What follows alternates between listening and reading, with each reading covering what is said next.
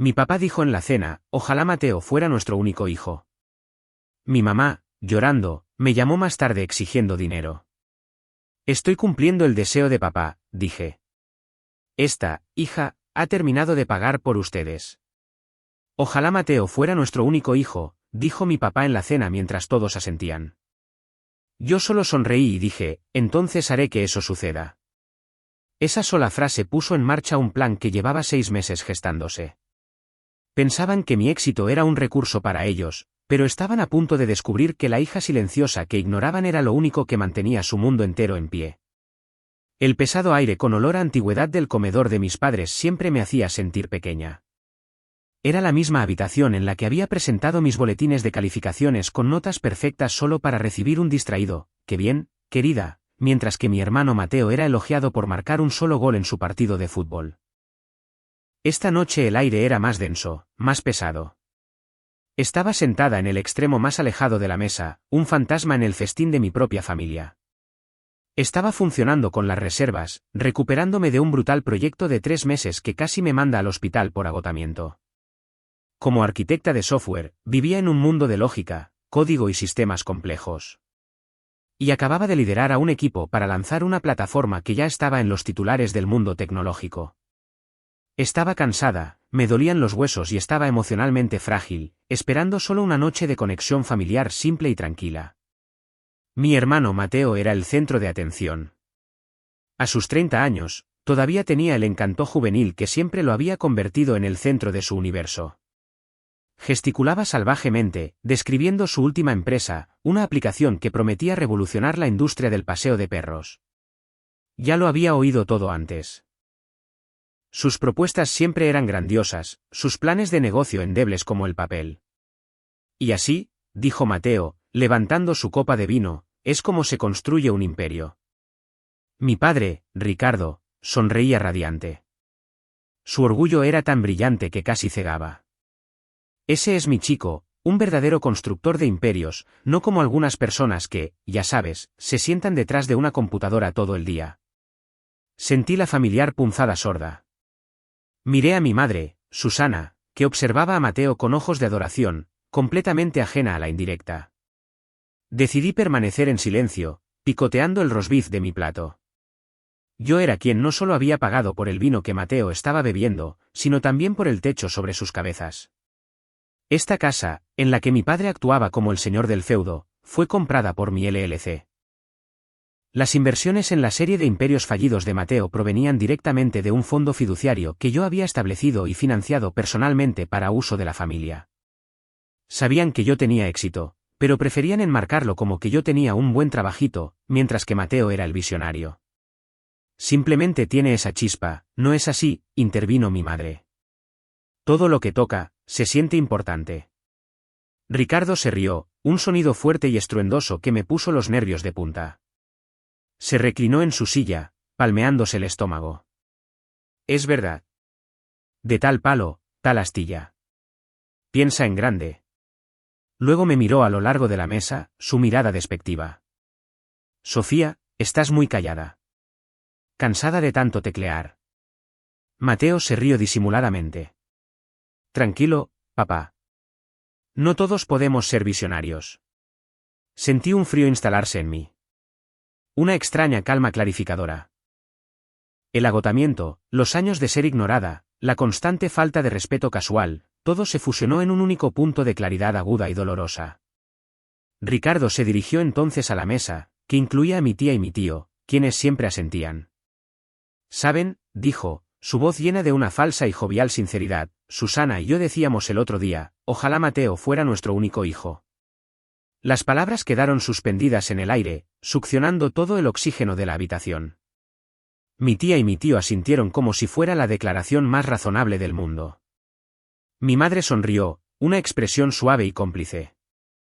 Mateo parecía engreído, absorbiendo la afirmación.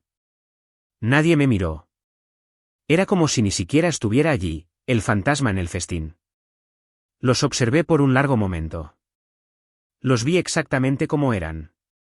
No como la familia cuyo amor había estado tratando desesperadamente de ganar, sino como realmente eran.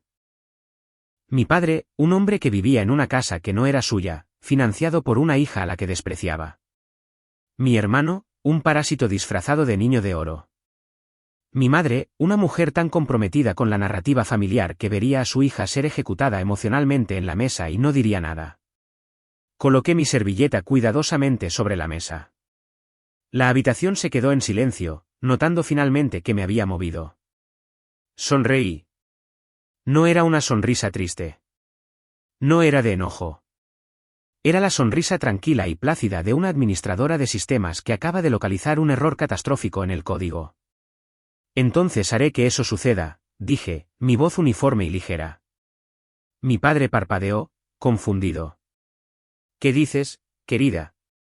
Haré que eso suceda para ti, papá, repetí, poniéndome de pie. Haré que Mateo sea su único hijo. La confusión en sus rostros era palpable. Esperaban lágrimas, una escena, una retirada. No estaban preparados para un acuerdo silencioso. Sofía, no seas dramática, dijo mi madre, sintiendo finalmente un cambio en la dinámica de poder. No lo soy, dije, recogiendo mi bolso. Solo estoy complaciendo. Es una petición razonable. Los miré a cada uno, deteniendo mi mirada solo un segundo. Gracias por la cena. Fue muy reveladora. Salí del comedor, mis pasos eran el único sonido en la casa. Al abrir la puerta principal, oí a mi padre gritar, con voz molesta, bueno, ¿qué le pasa a esta? Cerré la puerta detrás de mí, el golpe sordo se sintió como la última línea de código siendo compilada. Mientras caminaba hacia mi auto, el aire frío de la noche se sintió como un bautismo. El plan ya se estaba formando en mi mente, un complejo algoritmo de desvinculación. Habían olvidado quién era yo. Habían olvidado que la persona que se sienta en silencio detrás de la computadora es la que construye los sistemas, es dueña de la arquitectura y tiene todas las llaves. La traición fue peor que cualquier agotamiento que hubiera experimentado. Pero también fue la cura. Conduje a casa en silencio, el viaje de 20 minutos se sintió como un viaje a través de un continente recién formado. Mi apartamento, un espacio limpio y minimalista que era de mi propiedad, se sentía como un santuario. Era la única parte de mi vida que no habían tocado, que no habían infiltrado con sus expectativas y demandas pasivo-agresivas. Me preparé una taza de té, mis manos perfectamente firmes. No hubo lágrimas, ni tormenta de ira. En cambio, sentí una quietud profunda, casi desconcertante. El problema había sido identificado. Ahora, era el momento de diseñar la solución. Durante los siguientes 2 días, mi teléfono estuvo en silencio. Ni llamadas de mi madre exigiendo que me disculpara por mi salida dramática. Ni mensajes de mi padre diciéndome que dejara de ser sensible. Ni mensajes prepotentes de Mateo sobre su próxima idea brillante. Su silencio era su respuesta. En sus mentes, yo era la que se había portado mal. Yo era la que necesitaba volver arrastrándose, arrepentida, para reanudar mi papel como la benefactora silenciosa y chivo expiatorio designado de la familia. Al tercer día, el teléfono finalmente sonó. Era mi madre.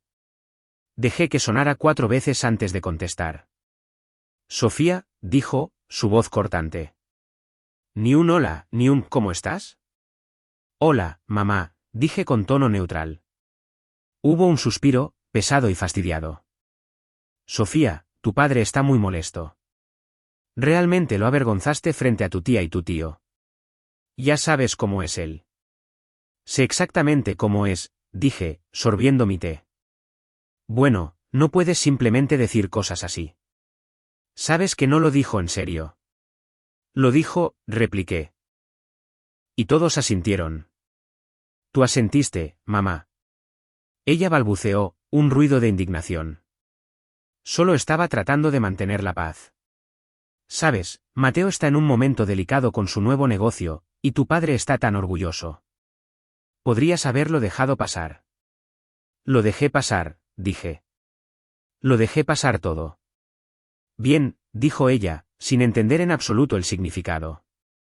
Se aclaró la garganta, y supe instintivamente que la verdadera razón de su llamada estaba a punto de salir a la superficie. Los cumplidos habían terminado. Escucha, cariño, comenzó, su voz cambiando a ese tono suplicante que había llegado a despreciar.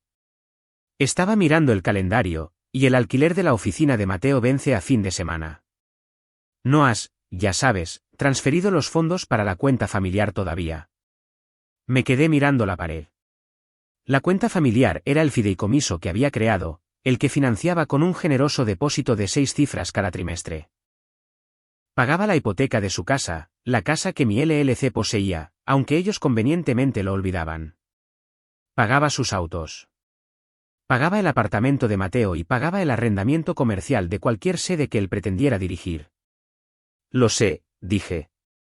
Bueno, ¿vas a hacerlo?, preguntó, con un nuevo filo de pánico en su voz. Lo necesita, Sofía. Esta nueva empresa. Podría ser la buena. No estoy segura, dije. ¿Qué quieres decir con que no estás segura? Su voz se elevaba, perdiendo su fachada de madre dulce y revelando la ansiedad aguda y codiciosa que había debajo. Es el dinero de la familia. No puedes simplemente no pagarlo. No es dinero de la familia, mamá. Es mi dinero, dije, las palabras aterrizando con el peso simple e innegable de la verdad. Es el dinero que gano con el trabajo de teclear, que a papá le parece tan poco impresionante. Sofía, este no es momento para tu pequeña rebelión, siseo. Tu hermano cuenta con eso. No puedes simplemente quitarle la alfombra de debajo de los pies. De debajo de todos nosotros, tu padre, él no lo tolerará. No tiene por qué, dije. Ni siquiera tendrá que estar de pie. La casa en la que está parado la pago yo. El suelo bajo sus pies es de mi propiedad. Hubo una fuerte inhalación. ¿Cómo te atreves? Después de todo lo que hemos hecho por ti. La interrumpí. No, después de todo lo que yo he hecho por ustedes. Y he terminado. Te arrepentirás de esto, gritó.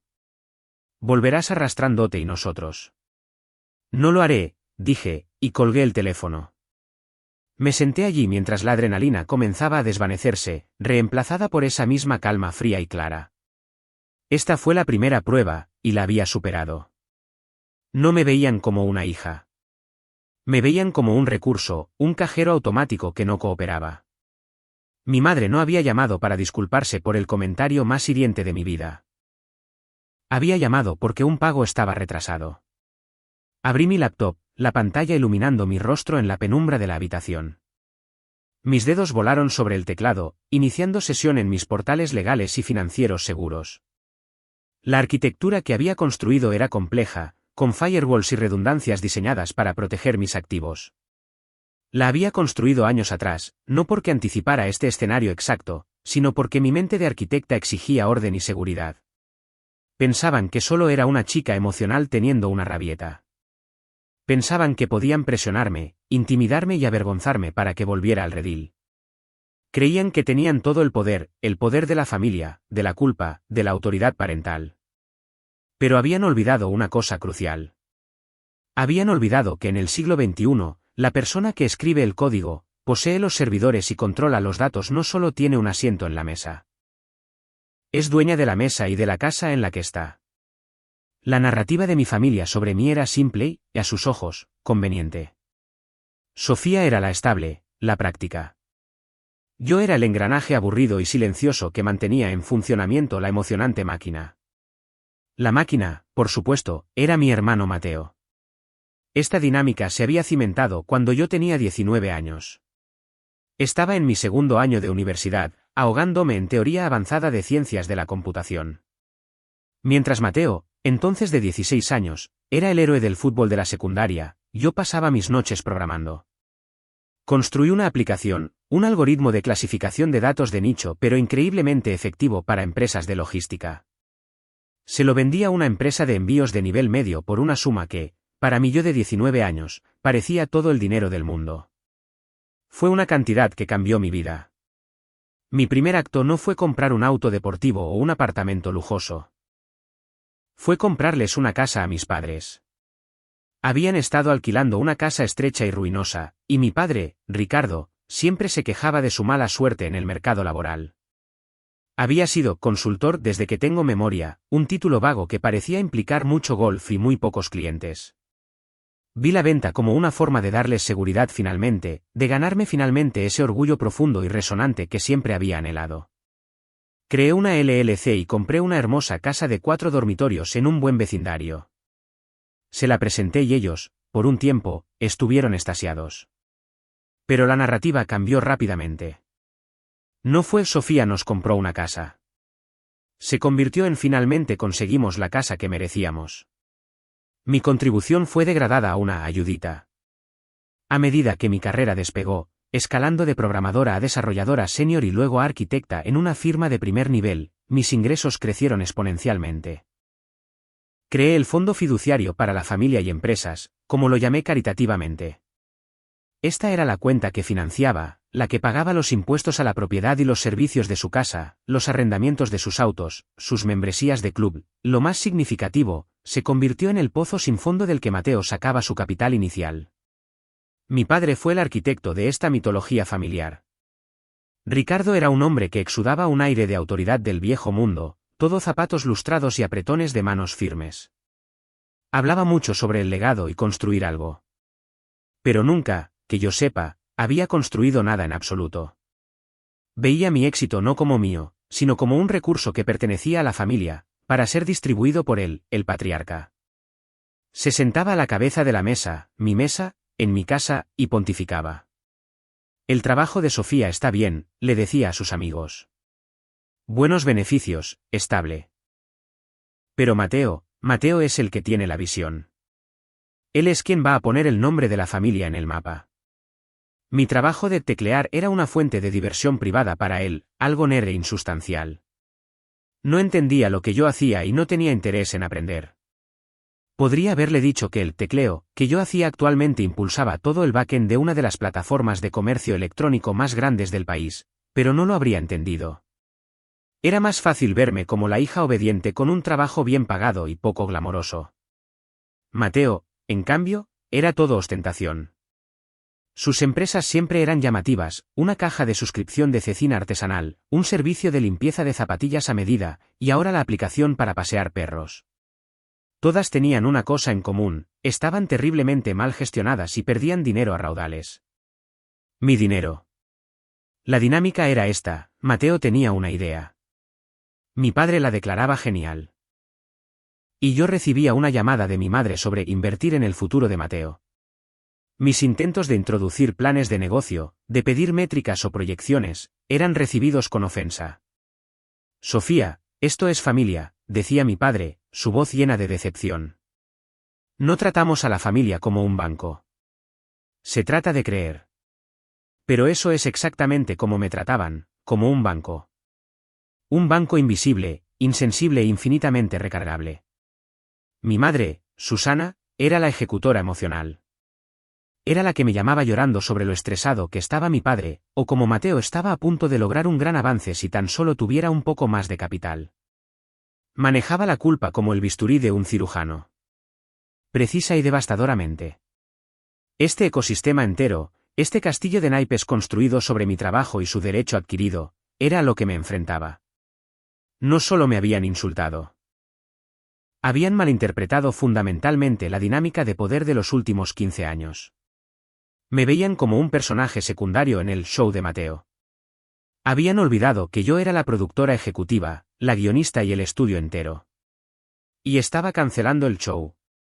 Mi llamada a mi madre fue la primera ficha de dominó. Ahora era el momento de empujar la siguiente. La ira que esperaba sentir había sido reemplazada por una resolución tranquila y enfocada. Esto no era un arrebato emocional. Era el desmantelamiento de un sistema. La mañana después de la llamada con mi madre, la niebla del agotamiento y el shock emocional finalmente se disipó. Fue reemplazada por el familiar zumbido eléctrico de un problema que necesitaba solución. Ya no era una hija herida. Era una arquitecta. Y el sistema que estaba analizando era mi propia vida. Tenía vulnerabilidades críticas que habían sido explotadas durante años. Era hora de un parche. Mi primera llamada fue a Benjamín Cortés, mi abogado. Benjamín era un abogado corporativo agudo y directo que me había ayudado a estructurar mi LLC y el fondo fiduciario años atrás. En ese momento, había levantado una ceja ante la naturaleza unilateral del fideicomiso. Benjamín, soy Sofía, dije, paseando por mi sala de estar. Sofía, vi las métricas de lanzamiento de tu nueva plataforma. Felicidades. Vas a hacer muy rica a mucha gente. Gracias, Benjamín. Necesito hablar contigo sobre otro sistema, el Fondo Fiduciario para la Familia y Empresas. Hubo una pausa. Ajá. ¿Cuál es la crisis? Los beneficiarios han comenzado a confundir al administrador con los activos, dije. Es hora de una auditoría de seguridad completa y un cierre controlado.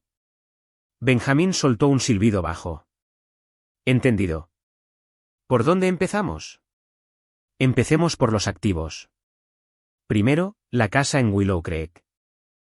La que posee mi LLC y en la que residen mis padres, confirmó. Esa misma. Quiero iniciar el proceso formal de desahucio. Dals el mínimo legal. 60 días. Eso es agresivo, Sofía. ¿Estás segura? Me acaban de informar que desearían que yo no existiera. Estoy segura. Muy bien, dijo Benjamín, su voz puramente profesional. Haré que preparen la notificación y la entreguen por mensajero al final del día. ¿Qué sigue? El fideicomiso. Soy la única fideicomisaria y la única contribuyente. ¿Correcto? Correcto. Tienes autoridad absoluta para disolverlo, congelarlo o prenderle fuego y tirarlo a un contenedor. Por ahora, solo congélalo, dije. Congela todas las cuentas. No más pagos, no más transferencias. Quiero bloquear el débito automático para los arrendamientos de los autos, y específicamente, el arrendamiento comercial para el Doggy Dash de Mateo o como se llame esta semana. Hecho, dijo Benjamín. Eso me lleva al tercer punto, las empresas de Mateo. Has invertido, y uso ese término de manera laxa, una cantidad significativa de capital a lo largo de los años. Esa es mi investigación, dije. Quiero que encargues una auditoría forense completa de cada dólar que he puesto en los últimos 3 negocios de Mateo. Tengo los documentos de constitución. Me hizo socia silenciosa en cada uno, aunque nunca he visto un centavo de ganancias. Conozco a la persona perfecta, dijo Benjamín. Es un tiburón. Lo encontrará todo. ¿Cuál es el objetivo final, Sofía? ¿Planeas demandarlo? El objetivo final es tener una ventaja, dije. La trampa inteligente no es solo que soy dueña de todo. Es que tengo los recibos de todo lo que han malgastado. No solo estoy recuperando mi propiedad. Estoy recuperando mi poder. El resto de la semana fue un torbellino de ejecución. La notificación de desahucio fue entregada. El fideicomiso fue congelado. La auditora comenzó su trabajo. El silencio de mi familia era ensordecedor. Era el silencio de la incredulidad, de personas que han presionado un botón toda su vida y, por primera vez, no funcionó. Probablemente estaban acurrucados juntos, confundidos, enojados y todavía, estaba segura, culpándome a mí por reaccionar de forma exagerada. El punto de inflexión llegó exactamente 4 días después. Mi teléfono se iluminó con un nombre que no había visto en una semana. Mateo. Dejé que sonara, luego contesté, poniéndolo en altavoz. Sofía, ¿qué demonios está pasando?, gritó. Ni un hola. Solo pánico puro y sin filtros.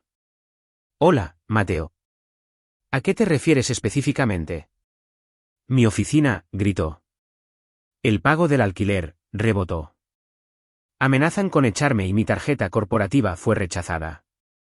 ¿Qué hiciste? No hice nada, Mateo, dije con calma. O más bien, dejé de hacer algo.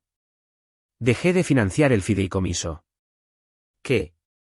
No puedes hacer eso. Ese es nuestro dinero, papá lo dijo. Papá se equivocó, interrumpí. Es mi dinero, y ya no voy a invertir en tus negocios. ¿Mis negocios? Su voz era incrédula. Esta es mi vida. Me estás arruinando. Solo estás celosa. Eso es lo que es. Siempre has estado celosa de mí y de papá. Casi me río. ¿Celosa? Mateo, He estado financiando toda tu vida durante una década. De lo único que estoy celosa es de tu profunda y astronómica audacia. No puedes hacer esto, balbuceó. Te demandaré. Te llevaremos a los tribunales. Papá ya está hablando con un abogado. ¿En serio? Dije. Qué interesante. Yo también he estado hablando con mi abogado. Y probablemente deberías revisar la firma en ese contrato de arrendamiento comercial que tanto te preocupa, Mateo. No es tuya. Es mía. Mi LLC es la arrendataria. Y el contrato resulta que expira en 30 días. Ya le he dado al administrador de la propiedad nuestro aviso de no renovación. Así que no solo estás retrasado en el alquiler, Mateo. Estás fuera. Hubo un sonido ahogado al otro lado de la línea. Oí un forcejeo y luego la voz de mi padre, resonante y furiosa, se escuchó. Sofía, detén esto ahora mismo. Detén esta locura. No es locura, papá. Es una simple consecuencia. Vas a reactivar esa cuenta. Vas a pagar el alquiler de tu hermano. No vas a echar a tu familia a la calle. No seré humillado por mi propia hija. Humillación es una elección de palabras interesante, dije, mi voz fría como el acero. ¿No te pareció mal humillarme a mí en la cena la semana pasada? Deseaste que no fuera tu hija. Estás obteniendo tu deseo, con todas las consecuencias financieras y legales que eso conlleva. Lucharemos contra ti, rugió. Nos veremos en los tribunales. No puedes simplemente quitarnos todo. Aquí está el problema, papá, dije, caminando hacia mi ventana y mirando la ciudad. No puedes quitar lo que nunca fue tuyo. Todos están a punto de aprender una lección muy dura y muy cara sobre la propiedad básica. Colgué el teléfono. La guerra había comenzado, pero yo era la única con un ejército. La primera andanada había sido disparada. La amenaza de mi padre de una demanda era risible. Benjamín lo confirmó en un correo electrónico breve, casi cómico. Las LLC y el fideicomiso eran impenetrables. Yo era la única titular, la única fideicomisaria, la única benefactora. No tenían ninguna base legal. Eran, en términos legales, inquilinos en una casa y beneficiarios de un fideicomiso privado discrecional que yo, a mi discreción, había decidido dejar de financiar. Su pánico, sin embargo, apenas comenzaba. Unos días después, mi madre llamó. Esta vez, no hubo pretensiones, ni falsas cortesías. Lloraba, con sollozos histéricos y reales. Sofía, por favor, sollozó. Están embargando los autos. El banco llamó, el pago del arrendamiento. Han pasado 3 semanas. Tu padre, él. Está hecho un desastre, Sofía. Ni siquiera puede salir de casa. Tendrá que salir de la casa de todos modos en unos 50 días, mamá, dije, con la voz plana. Estaba cansada de la manipulación emocional. La notificación de desahucio, susurró como si decirlo en voz alta lo hiciera real. Pensamos que era una broma, Sofía. Una broma cruel, muy cruel. No echarías de verdad a tus propios padres. Tú y papá parecen tener una idea muy clara de lo que un hijo debería o no debería hacer, dije. Solo estoy siguiendo su nuevo modelo familiar. Mateo es su único hijo. Yo solo soy una ex socia comercial. ¿Cómo puedes ser tan fría?, lloró. Somos tu familia. Eran mi familia cuando todos asintieron mientras papá deseaba que yo no existiera. Eran mi familia cuando me llamaron, no para ver si estaba bien, sino para exigir que pagara la oficina de Mateo. No puedes tenerlo de las dos maneras, mamá. No puedes tratarme como una extraña, como un cajero automático, y luego apelar a mí como una hija. No funciona. La lógica es defectuosa. Oí a mi padre arrebatarle el teléfono. Te crees muy lista con tu lógica, gritó. Siempre has sido una chica fría e insensible, como una máquina. No tienes corazón, Sofía. ¿Una máquina?, dije. Tienes razón. Lo soy. Soy la máquina que todos ustedes construyeron. Soy la máquina que trabajaba 80 horas a la semana para financiar sus estilos de vida. Soy la máquina que procesaba sus insultos y su ingratitud y aún así escupía dinero. Pero esta máquina está fuera de servicio. Permanentemente. Colgué. Sabía que esto estaba lejos de terminar. Estaban heridos, acorralados y, lo peor de todo, profundamente humillados. Toda la identidad de mi padre se basaba en ser el patriarca exitoso. No solo le había cortado el dinero. Le había cortado su sentido de identidad. El siguiente enfrentamiento ocurrió una semana después. El informe preliminar de la auditora había llegado, y era devastador. Benjamín había organizado una reunión en su oficina. Solicité encarecidamente que Mateo estuviera allí. Tenía la sensación de que no vendría, así que le envié un pequeño y tentador mensaje de texto: si quieres discutir un posible paquete de indemnización, ven a la oficina de mi abogado mañana a las 10 de la mañana. Estuvo allí 5 minutos antes, vistiendo un traje que probablemente yo había pagado. Parecía delgado, estresado y enojado. Muy bien, Sofía, dijo mientras yo entraba en la sala de conferencias. Benjamín estaba sentado a la cabeza de la mesa. Esto es ridículo. Ya dejaste claro tu punto. Nos estás arruinando. ¿Qué quieres? Quiero revisar tu paquete de indemnización, dije, sentándome frente a él. Benjamín, el escenario es tuyo. Benjamín abrió un archivo. Señor apellido, dijo. Hemos realizado una auditoría preliminar de las últimas 3 entidades que fundó, comenzando con Artesen Yerky Co. Mateo palideció. ¿Qué? ¿Qué auditoría? Mi auditoría, dije. Como la principal inversora y socia silenciosa al 50% en las 3 empresas, tengo derecho a una. Benjamín deslizó una hoja de resumen sobre la mesa. Lo que encontramos, Mateo, no es solo una serie de negocios fallidos. Lo que encontramos es un patrón consistente de varios años de lo que, a mi ojo profesional, se parece mucho a fraude electrónico. La mandíbula de Mateo cayó. ¿Fraude? ¿De qué hablas? Eso es difamación. Lo es, dijo Benjamín, su voz suave como la seda. Veamos, Doug y Dash, de Mateo. Presentaste un informe de inversora Sofía. Bueno, a su oficina familiar, solicitando $80,000 para el desarrollo de la aplicación y la ampliación de servidores. Pero nuestra auditora descubrió que la aplicación era una plantilla de $500 que compraste en línea. La ampliación de servidores era un plan de alojamiento web de $50 al mes. Los otros $74,500. Tocó una segunda hoja. Encontramos recibos de un arrendamiento de auto de lujo, unas vacaciones en Aruba y 3 relojes de diseñador. Mateo parecía que iba a vomitar. Me miró, con los ojos muy abiertos por el pánico.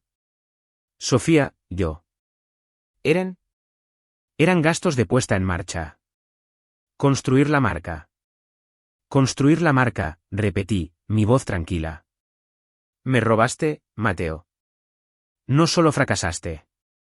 Me robaste activa y deliberadamente. Le robaste a tu propia hermana que se estaba matando a trabajar para que pudieras ir a Aruba. Yo, tartamudeó, su bravuconería completamente desaparecida, reemplazada por el niño aterrorizado que siempre había sido. Papá. Papá dijo que estaba bien. Dijo que el dinero simplemente estaba ahí. Dijo que ni siquiera te darías cuenta. Era solo dinero de la familia. Ahí está de nuevo, dije. Dinero de la familia. Escúchame bien. No hay dinero de la familia, Mateo. Solo hay mi dinero, y has cometido múltiples delitos graves con él. Comenzó a derrumbarse, su rostro se descompuso. Sofía, por favor. No puedes. No puedes enviarme a la cárcel. Por favor, te lo devolveré. Haré lo que sea. Ahí está tu paquete de indemnización, Mateo, dije, levantándome. Mi silencio. No voy a presentar cargos. No te voy a demandar por el $500,000 que me has robado en los últimos 10 años. Mi paquete para ti es mi ausencia. Me voy, y me llevo mis casas, mis autos y mi dinero conmigo. Eres libre, Mateo. Libre para conseguir un trabajo de verdad y construir una vida real sin que yo esté allí para arruinártela. Me volví hacia Benjamín. Benjamín, si le das a mi hermano el informe completo de la auditoría, estoy segura de que él y el abogado de papá lo encontrarán fascinante. Salí de la habitación, dejándolo sollozando en la mesa de conferencias. El primer gran enfrentamiento había terminado. No solo había destrozado su percepción. Había destrozado la ilusión completa sobre la que se construyó su vida. El niño de oro era, de hecho, un ladrón común. Y ahora él sabía que yo lo sabía. La revelación de la auditoría envió una onda expansiva a través de la familia. Mateo, en su terror, debió confesárselo todo a nuestros padres. La dinámica cambió instantáneamente. Las llamadas telefónicas furiosas e indignadas cesaron. Fueron reemplazadas por una táctica nueva y más desesperada, una campaña de desprestigio en toda regla. Mi padre, Ricardo, se puso en marcha. Comenzó a llamar a la familia extendida, pintándome como un monstruo frío y vengativo. Me enteré por mi tía, la misma que había sentido en la mesa de la cena, quien llamó para decirme que estaba profundamente decepcionada de mí. Tu padre es un hombre orgulloso, Sofía, dijo, su voz goteando juicio. Y le has quitado todo. Está destrozado. Y tu hermano, es un buen chico.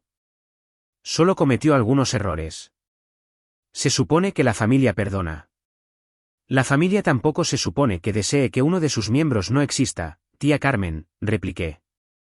Y, errores, es una palabra muy generosa para hurto mayor. Estuviste en la cena. Asentiste. Así que, con todo el debido respeto, tu opinión sobre la dinámica de mi familia no es algo que valore. Colgué. Pero su desesperación estaba escalando. Mi madre, Susana, todavía estaba luchando, atrapada entre su esposo víbora y su hijo estafador. Ella era la que todavía estaba en la casa con Ricardo, escuchando sus rabietas, viendo cómo su mundo se disolvía. Intentó un enfoque diferente. Apareció en mi apartamento sin previo aviso. Abrí la puerta para encontrarla de pie en el pasillo, luciendo más pequeña y mayor de lo que nunca la había visto. Sofía, dijo, su voz temblorosa. Por favor, déjame entrar. Solo hablemos. Dudé, luego me hice a un lado. Entró en mi apartamento limpio y silencioso y miró a su alrededor como si lo viera por primera vez. Esto es muy bonito, dijo. ¿Qué quieres, mamá? Se sentó en el borde de mi sofá. Tu padre, no es el mismo. Está hablando de que su vida ha terminado. Está diciendo cosas terribles. Esto lo está destruyendo, Sofía. Él destruyó esto, dije, permaneciendo de pie. Construyó toda esta familia sobre una mentira. Que Mateo era el futuro y yo era la utilidad. Le enseñó a Mateo que mi trabajo, mi dinero, era suyo por derecho. Lo celebró. Lo único que ha cambiado es que ya no pago por la mentira. Pero no es una mentira, insistió, su negación todavía poderosa. Mateo, él simplemente no es bueno con los detalles. Tiene las ideas. Tiene la visión. Se suponía que tú eras él. El apoyo. No era el apoyo, mamá. Era la fuente. Y la fuente está seca. Por favor, Sofía, suplicó, las lágrimas llegando ahora. Solo la casa. Déjanos quedarnos con la casa. Nosotros pagaremos el alquiler. Tu padre puede conseguir un trabajo de verdad. Las palabras pagar el alquiler y trabajo de verdad sonaron tan extrañas, tan absurdas viniendo de su boca que casi me río. Tiene 61 años, mamá, y la casa vale más de $1 millón. La hipoteca, que yo pago, es de $5,000 al mes. Los impuestos son otros 2.000. ¿Puede conseguir un trabajo que soporte eso? Ella se derrumbó. No tenemos a dónde ir. No tenemos dinero. Las cuentas, están todas vacías. Nos has dejado sin nada. Los dejé exactamente con lo que tenían antes de que yo comenzara mi carrera, la corregí. Están en la misma posición en la que estarían si yo, como papá deseaba, nunca hubiera existido. Esta es la realidad que pidieron. Eres un monstruo, susurró, las lágrimas se detuvieron, reemplazadas por un odio frío. Un monstruo frío e insensible. No eres hija mía. Esa es la segunda vez que se revoca mi filiación en un mes, dije, abriendo la puerta. Creo que finalmente he captado el mensaje. Adiós, mamá. Salió furiosa, y al cerrar la puerta, supe que el enfrentamiento final se acercaba. Habían intentado la ira. Habían intentado la culpa. Habían intentado la vergüenza. Habían fracasado. La pieza final del caso llegó 2 días después. El informe completo y encuadernado de la auditoría.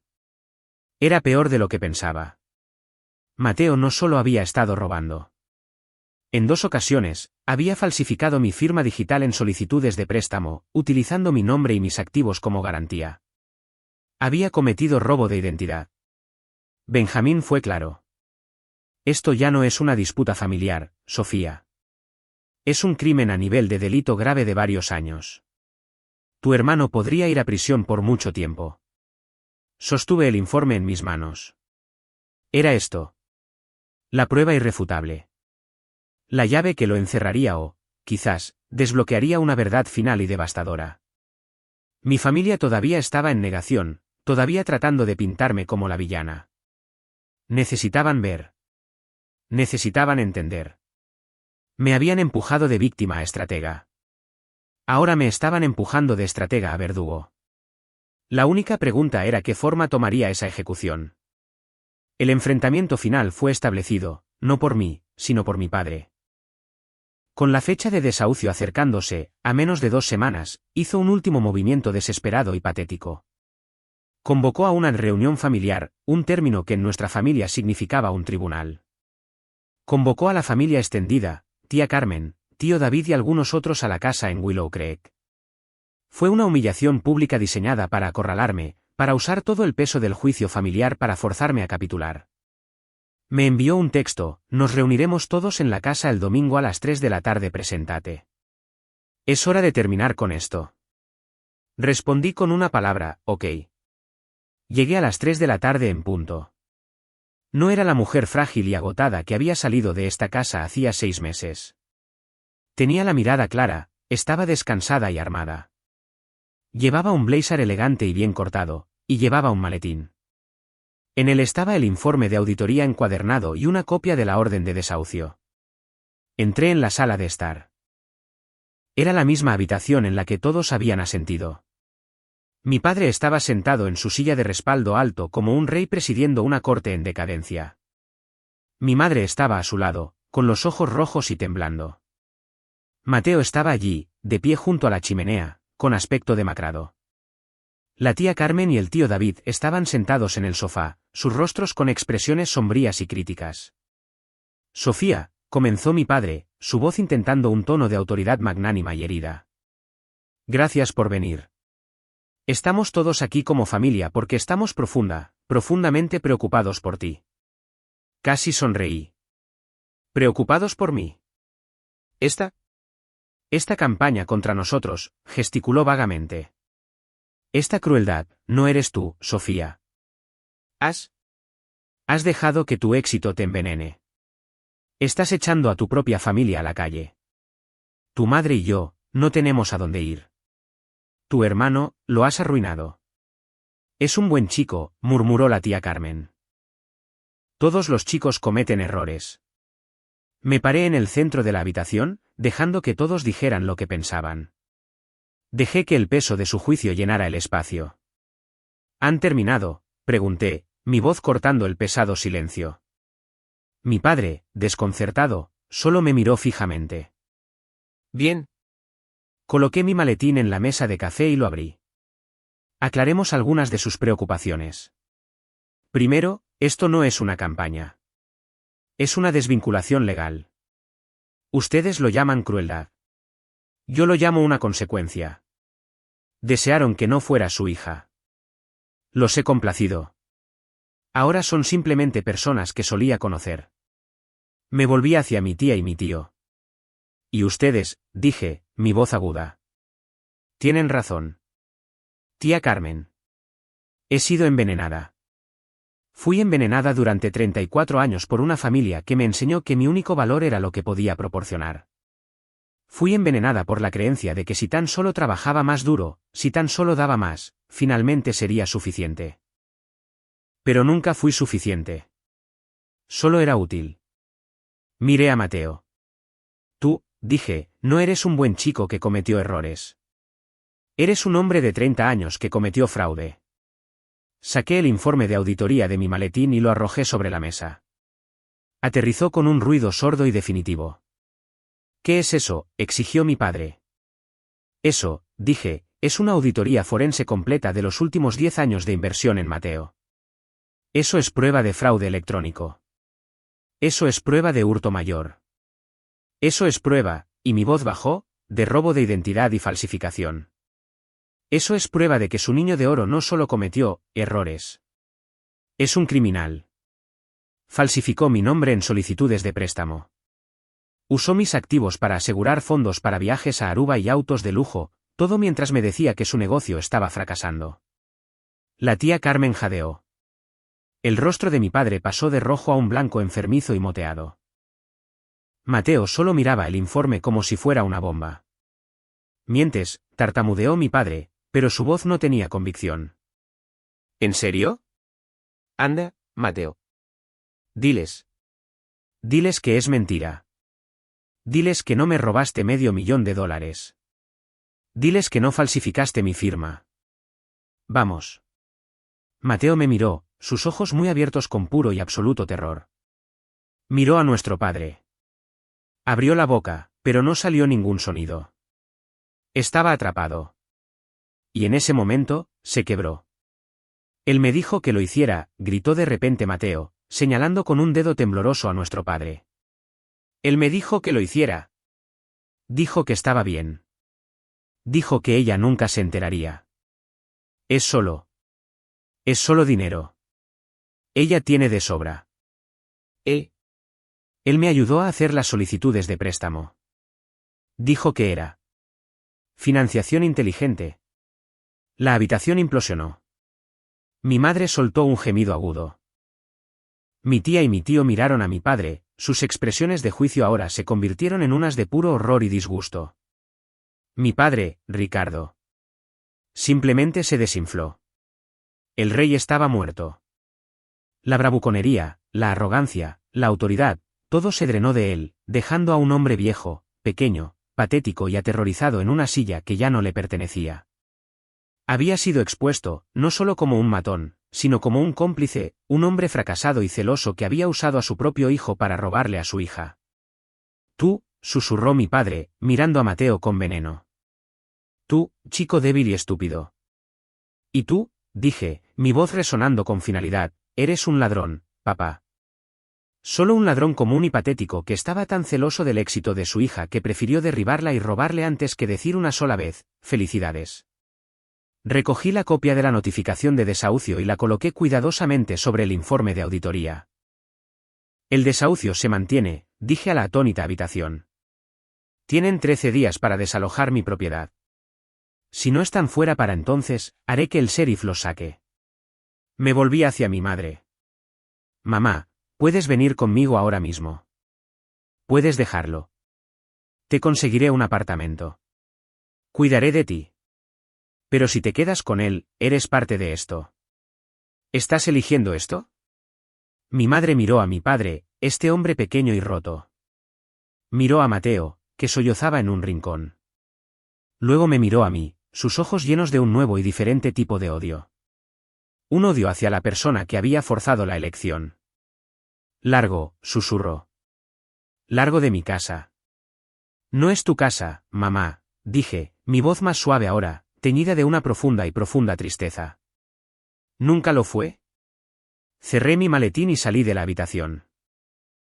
Los dejé a todos allí, en las ruinas de la familia que habían construido, el silencio detrás de mí más pesado y más final que cualquier explosión. La caída no fue un choque dramático y ardiente.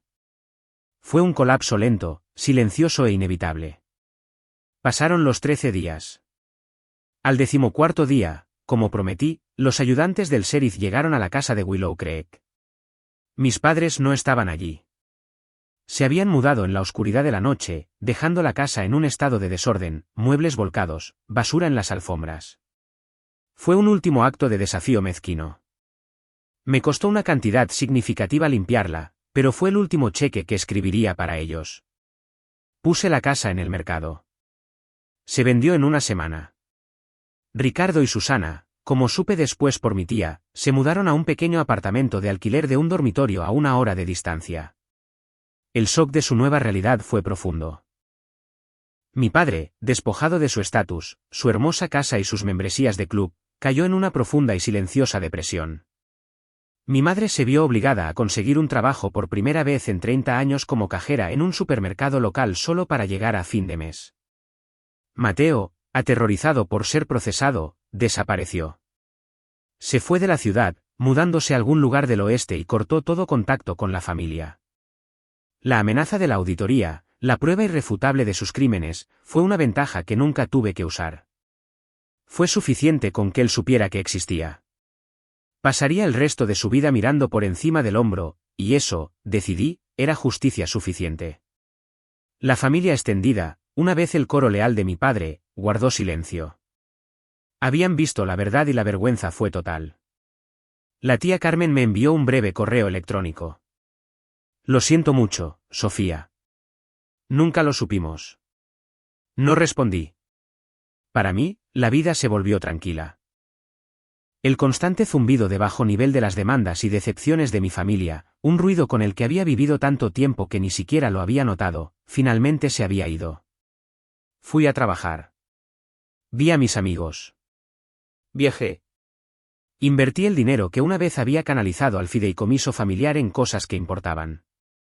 Fundé y financié la beca Sofía Apellido para mujeres en STEM, un programa diseñado específicamente para apoyar a mujeres jóvenes y brillantes de entornos familiares difíciles o poco solidarios. Conocí a la primera clase de beneficiarias, 4 mujeres jóvenes brillantes y ambiciosas con fuego en los ojos, y les dije, su éxito es suyo. Nunca dejen que nadie las haga sentir pequeñas por ello. Aproximadamente 1 año después del enfrentamiento, recibí una carta. Era de mi madre. No era una solicitud de dinero ni una demanda. Era solo una carta. Escribió que mi padre estaba en terapia. Escribió que su trabajo era duro, pero que por primera vez en su vida, el dinero que tenía en sus manos se sentía como suyo. Escribió 3 palabras simples que había esperado toda mi vida escuchar. Lo siento mucho. Tenías razón. Leí la carta, la doblé y la guardé en un cajón. Era un comienzo, un puente tentativo y frágil a través de un abismo que yo no había creado, pero que me había visto obligada a cruzar. No la llamé. Todavía no. Pero por primera vez, pensé que quizás algún día podría hacerlo. Mi vida era mía. Había construido mis sistemas, los había defendido y luego los había reconstruido desde cero. Mi familia había deseado que no fuera su hija. Les había concedido ese deseo y, al hacerlo, finalmente me había convertido verdaderamente en mi propia persona. El castillo de naipes había caído, y yo estaba en paz, de pie sobre los cimientos sólidos y silenciosos de la vida que había construido para mí.